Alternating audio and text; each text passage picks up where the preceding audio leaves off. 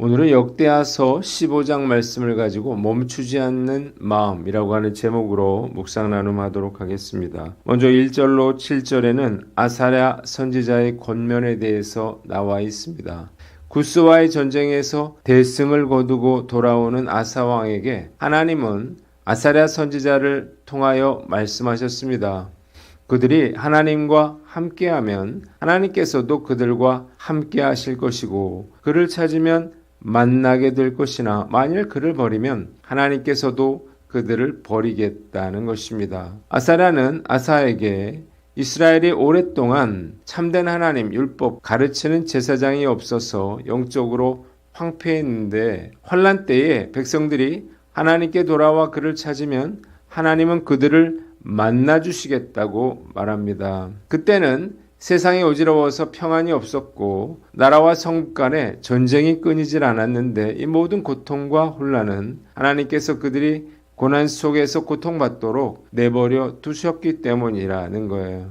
아사랴는 아사왕과 백성들에게 너희는 스스로 강하게 하고 낙심하지 말라고 촉구합니다. 왜냐하면 그들이 지금 하고 있는 수고에는 반드시 상급이 따를 것이기 때문입니다. 본문이 우리에게 주는 교훈이 있는데 적당한 신앙 수준에 만족하지 말라는 것입니다. 아사왕은 즉위하자마자 유다 지역의 성읍에서 산당과 우상을 없애고 백성들에게 율법을 가르치는 개혁을 단행했습니다. 이어서 막강한 구스 군대와 맞서 하나님을 의지하여 승리한 아사에게 하나님이 아사랴를 보내셔서 유다의 영적 개혁을 중단하지 말고 계속해서 이어가라고 격려하고 계신 것입니다. 여기서 만족하여 영적 개혁을 중단한다면 다시 무너질 수가 있기 때문이에요.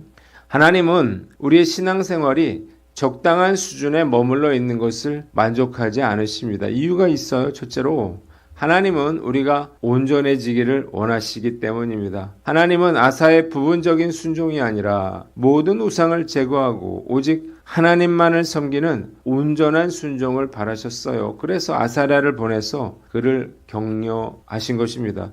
둘째로 영적인 개혁은 일회성의 시간이 아니라 지속적인 과정이기 때문이에요. 아사가 이미 산당과 우상을 제거하는 큰 개혁을 단행했음에도 불구하고 아사랴 예언자는 하나님을 찾는 일을 중단하지 말라고 말합니다. 마찬가지로 우리가 과거에 큰 은혜를 경험했다 하더라도 현재의 영적인 긴장감을 놓아서는 안 될 것입니다. 세 번째, 상급은 완주에 달려 있기 때문이죠. 하나님께서는 아사에게 상급을 약속해 주셨습니다. 상급은 잠깐의 열심이나 초기 성과에 대한 것이 아니라 표대를 향해서 중단 없이 정진하는 지속적인 순종과 수고에 대한 보상이에요. 만일 적당히 만족하고 멈춰버린다면 최종적인 상급을 받을 수가 없는 것입니다. 신앙생활은 마라톤에 비유할 수가 있습니다. 적당히 신앙생활을 하는 사람들은요, 마라톤에서 결승선을 눈앞에 두고 멈춰선 선수와 같습니다. 42.195km의 대부분을 달려왔는데요. 그는 땀을 흘렸고 고통을 이겨냈으며 많은 경쟁자들을 제쳐왔죠. 그러나 그가 만일 결승전을 통과하지 않고 멈추는 순간에 상급과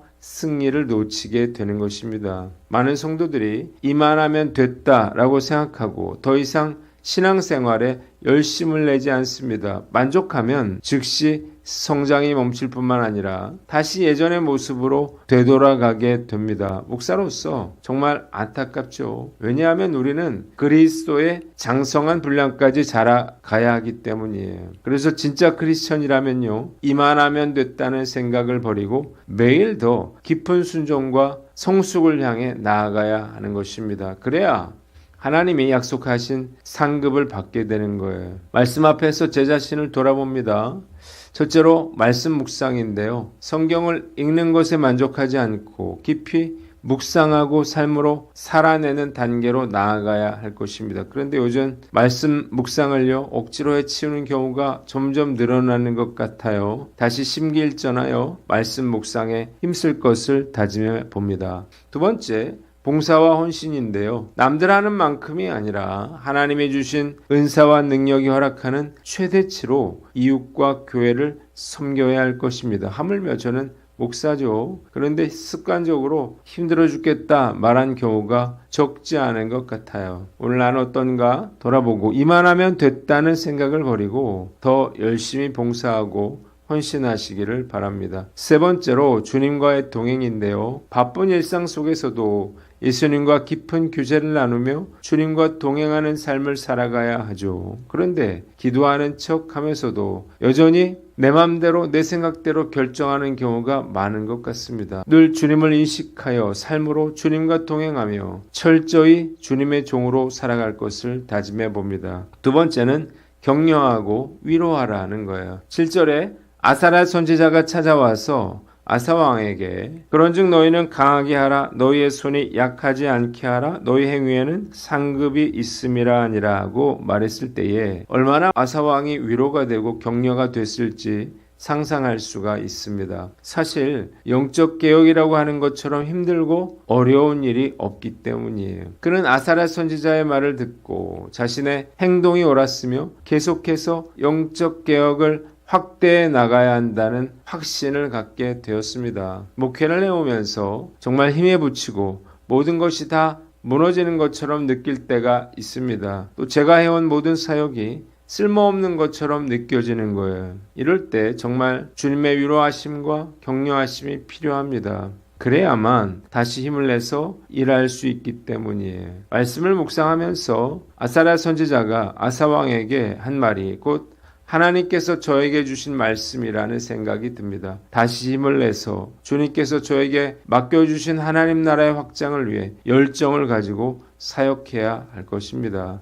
또 한 가지 해야 될 일이 있는데요. 아사랴 선지자가 아사 왕에게 가서 하나님께서 주신 말씀으로 위로하며 격려했던 것처럼 고난 중에 있는 성도들을 위로하고 격려하는 거예요. 우리 교회는 어려움을 당한 분들이 참 많은데요. 그분들을 위로하고 용기를 북돋아 주어야 할 거예요. 하나님의 말씀에는 힘이 있어서 얼마든지 다시 시작할 수 있게 해주기 때문입니다. 성도들도 마찬가지죠. 서로 위로하고 격려하셔야 합니다. 칭찬은 고래도 춤추게 한다는 말이 있는데 하나님의 말씀으로 남편을 격려하고 아내를 격려하고 자녀들을 격려한다면 어떤 힘든 상황도 잘 이겨낼 수 있을 것입니다. 늘 성도들을 위해서 기도하고 항상 위로와 격려를 잃지 않는 저와 여러분들 되시기를 주님의 이름으로 축원합니다. 두 번째 8절로 19절 말씀인데 아사의 2차 종교개혁에 대해서 나옵니다. 아사랴를 통해서 하나님의 말씀을 들은 아사왕은 용기를 내어 개혁에 박차를 가합니다. 첫째로 8절에 우상철폐와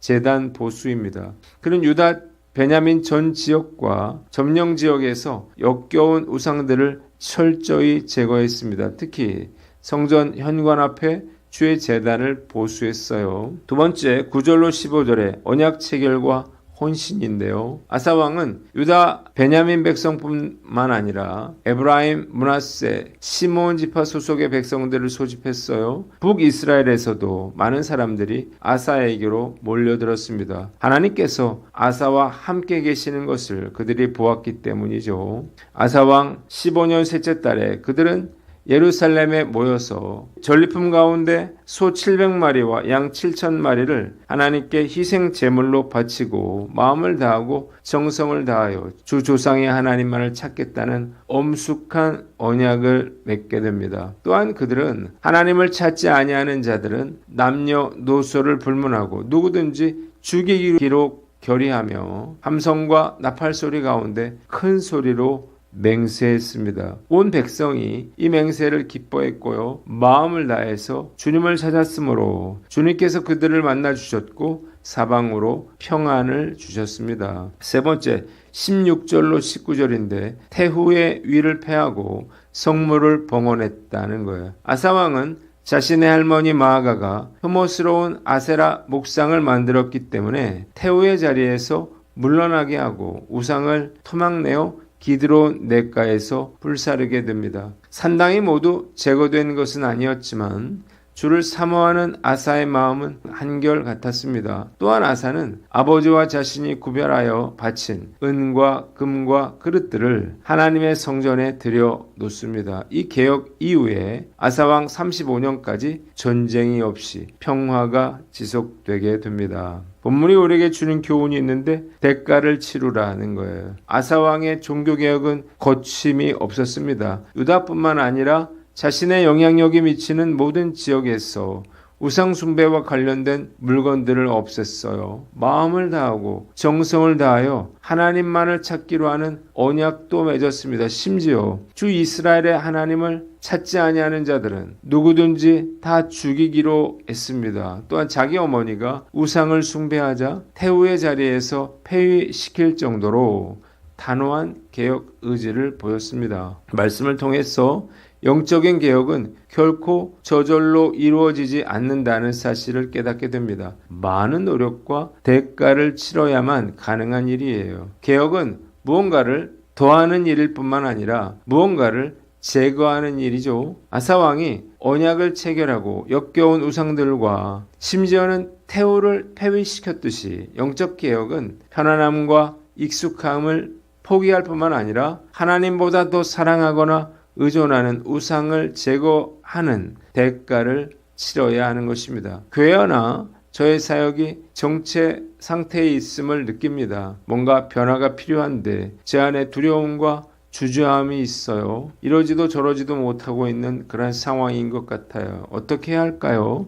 첫째로 마음의 맹세를 새롭게 해야 할 것입니다. 아사왕과 백성들이 하나님을 찾지 않는 자는 죽이겠다는 결의를 했듯이 나쁜 습관이나 반복되는 죄 앞에서 타협하지 않겠다는 단호한 맹세를 해야 할 것입니다. 사실 습관을 바꾸는 것은 죽기보다 어려운 일일지도 몰라요. 그러나 진짜 죽을 각오를 한다면 얼마든지 바꿀 수가 있을 것입니다. 결코 죄와 타협하지 않고 맞서 싸워 이겨낼 것을 다짐해 봅니다. 두 번째, 단호하게 행동해야 한다는 거예요. 태후의 폐위가 아사의 개혁에 있어서 정말로 힘든 일이었을 것입니다. 그러나 만약 마아가를 폐위시키지 않고서는요, 우상철폐는 불가능한 일이었기에 그는 단호하게 행동해요. 영적 개혁은요, 주변 사람들과의 관계에서 갈등을 유발할 수가 있습니다. 나의 신앙생활을 방해하는 친구가 있다면 그와의 관계를